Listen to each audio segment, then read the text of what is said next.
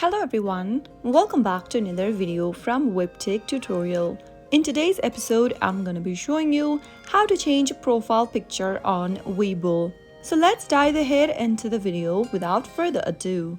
First of all, open the Webull application on your mobile device. Once you are logged into the account, tap on the menu button at the bottom right hand corner. Now, tap on your name at the top and then tap on Personal Information under Account and Security. You will be able to see your nickname and your profile photo displayed on the screen. Simply tap on the photo option and you can then select a profile photo from an album, or simply tap on Take Photo and take a selfie of yourself from your mobile's camera. In my case, I'm going to choose the second option, that is Select from Album, which will then take you to your phone's library. Select a picture you'd like to use as your profile picture, and after you are done, tap on Choose. Wait for a few seconds and you will be able to see your profile picture change to something else. So that's how it can be done. If the video was helpful to you, go ahead and give us a thumbs up. Don't forget to subscribe to our channel by hitting the subscribe button.